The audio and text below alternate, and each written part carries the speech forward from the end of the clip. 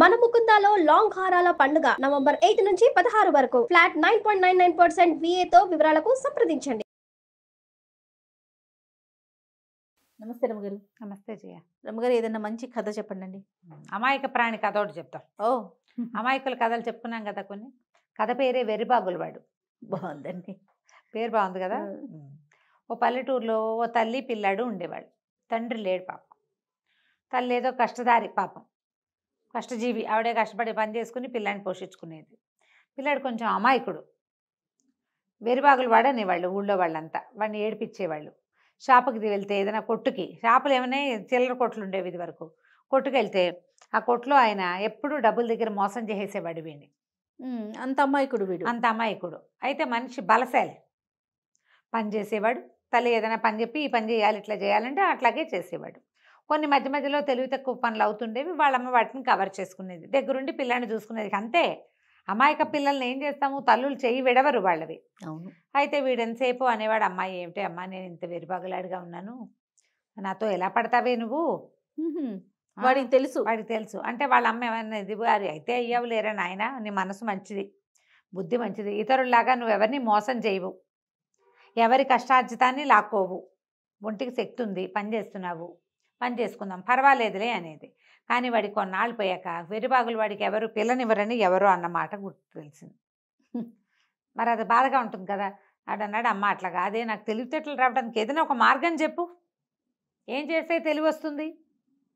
అయితే ఆవిడేం చెప్పిందంటే, మిట్ట మీద మంత్రాల మరిడం ఉందిరా, మరి దాని దగ్గరికి వెళ్తే తెలివితేటలు కావాలంటే ఏమైనా చెప్తుందేమో, చూద్దు కానిలే వెళ్దు కానింది. వీడు రోజు అమ్మ మరిడమ్మ దగ్గరికి వెళ్తానే, అమ్మ మరిడమ్మ దగ్గరికి వెళ్తానే అని పీడిచ్చేవాడు. ఓ రోజు వాళ్ళమ్మ వెళ్ళమని. వీడు పోయి మంచి ఎండవేళ కొండ మీదకి ఎక్కాడు. మిట్ట మీద, అదొక మిట్ట కాస్త ఎత్తుగా ఉంటుంది. అక్కడికి వెళ్తే ఆ మరిడమ్మకు ఒక ఇల్లుంది, పాకేసుకుని ఉంటుంది అక్కడ. మంత్రాల మరిడి అంటారు. ఆ మరిడమ్మ వాకిట్లో కూర్చుని బియ్యం జరుపుకుంటుంది. నేను వెళ్ళేసరికల్లా ఏమన్నాడు, మరిడమ్మ నాకేమో తెలివితేటలు లేవు, వెరుబాగులాడనని ఊళ్ళో అందరూ ఏడిపిస్తారు, నాకు రేపొద్దున పెళ్ళి కూడా కాదు, మరి ఏమైనా కొంచెం తెలివితేటలు వచ్చేది చెప్పవా అన్నాడు. సరే మరిడమ్మ అంది, అరే నీకు బాగా ఇష్టమైంది ఒకటి తీసుకురా వెళ్ళి, అప్పుడు చెప్తానంతే. ఏమి ఇష్టం నాకు అని ఆలోచించాడు. వాడికి తట్ల ఏమిష్టం అని అడిగితే టక్కిమని చెప్పగలమా మనం? చెప్పలేం కదా. నీకేమొచ్చంటే ఈత వచ్చిన వెంకటేష్ చెప్పినట్టు చెప్పాల్సి వస్తాను. తట్టదు. వీడికి తట్టలేదు. మామూలు తెలివైన వాళ్ళకే బుర్రకెక్కదు. వీడికి పాపం అమాయకుడు. అమ్మ నాకు అన్నిటికంటే ఏమి ఇష్టమే అని అడిగాడు. అడిగితే నీకు కోడి అంటే ఇష్టం రా, కోడి కూర అంటే ఇష్టం అంది వాళ్ళమ్మ. ఆవిడ బుర్రకు అది అర్థమైంది. వీడేం చేశాడు, వాళ్ళ పెరట్లో కాసిన కోళ్ళు ఉన్నాయి, కోడి పిల్లలు చేసేవాళ్ళు, మరి పేదవాళ్ళు కదా, ఏదో రకంగా సంపాదన ఉండాలిగా. అయితే ఓ కోడిని పుచ్చుకొని వెళ్ళాడు. వెళ్ళేసరికల్లా ఆవిడేమంది, సరే కాళ్ళు లేకపోయినా నడిచేది ఏదో చెప్పు అని అడిగింది. అని ఆలోచించాడు.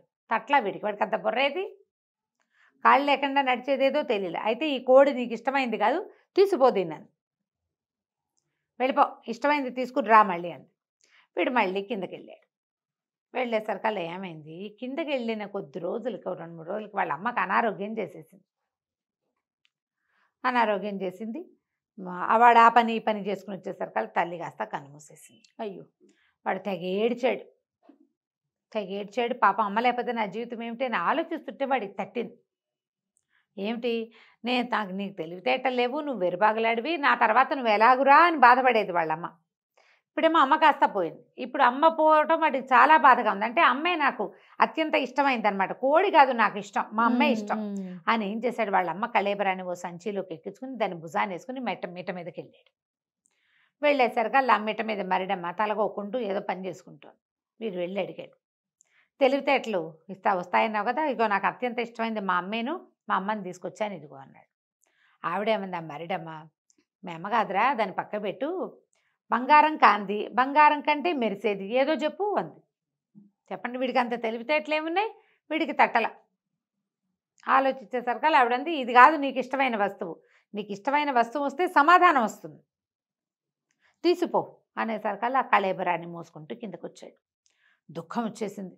వాళ్ళ అమ్మకి ఉత్తర క్రియలు ఏం జరగల.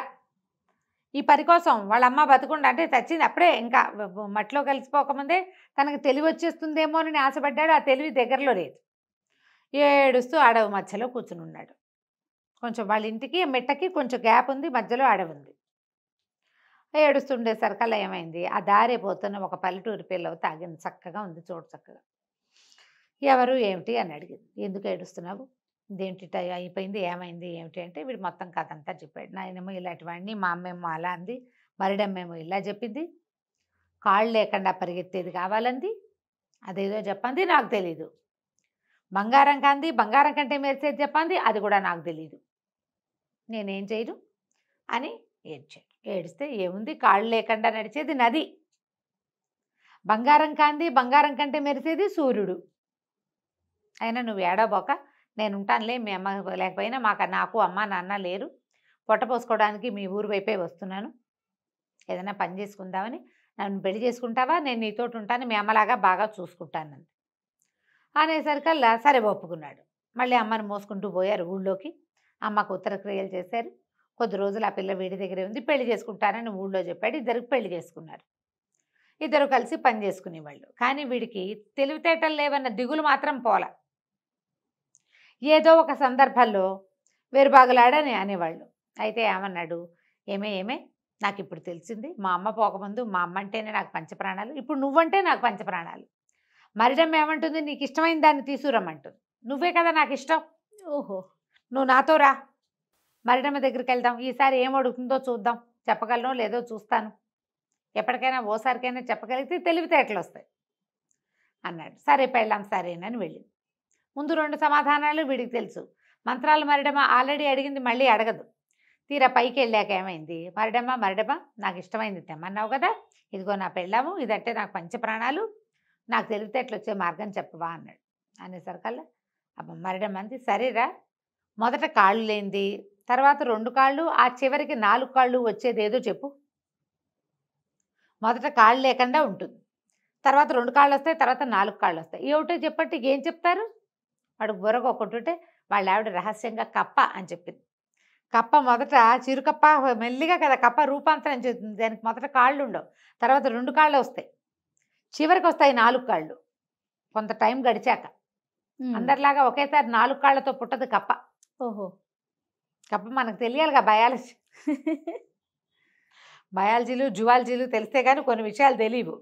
అక్కడి నుంచి కప్ప అనగానే మరిడమ్మ పక్కపక్క నవ్వింది. ఒరే నీకు తెలివితేటలు ఎందుకురా, భార్య ఉందిగా, నీ పెళ్ళా ఉంది కదా, హాయిగా బతకండి, నీకు ఇష్టమైంది నీ తెలివికి మార్గము నీ పెళ్ళామే, అది నువ్వు బతుకున్నంత కాలం నీతోటే ఉంటుంది, నీకు వచ్చిన భయం ఏమీ లేదు, తెలివితేటలు వాటంతట అవే మెల్లిగా జీవిత గమనంలో వస్తాయిలే, ఏ ప్రశ్నకైనా సమాధానం చెప్పగలిగే పెళ్ళాం ఉన్నవాడికి తెలివితేటలు ఎందుకు, బాగుంది, అక్కర్లేదు, పెళ్ళామే నీ తెలివి, మీ ఆవిడని తీసుకుని పోరా అని. వాడు సంతోషంగా నాకు తెలివితేటలు వచ్చినట్టే అని ఆనందించి, తెలివితేటలే కదా పెళ్ళాం అంటే, పెళ్ళాం ఉండటమే తెలివి. పంచాయతగాని వాడు ఏం చేయాలి, పెళ్లి చేసుకోవాలి, నువ్వు చేసుకున్నావు కదా అనేసరికి ఆ అబ్బాయిని వెంట పెట్టుకుని భార్య చక్కగా రాధ కిందకు వచ్చేసింది. తర్వాత వాళ్ళిద్దరూ హాయిగా బతికారు. ఆ తర్వాత వాడు ఎప్పుడు నేను వెరుబాగులు వాడిని, నాకు తెలివి లేదు అని బాధపడలా. ఎవరైనా ఏదైనా అడిగితే మా ఆవిడని అడిగి చెప్తా అని చెప్పేవాడు. సిగ్గుపడకుండా, మొహమాటం లేదు, ఇంకా హాయిగా ఉంది, సమాధానాలకు గోల లేకుండా.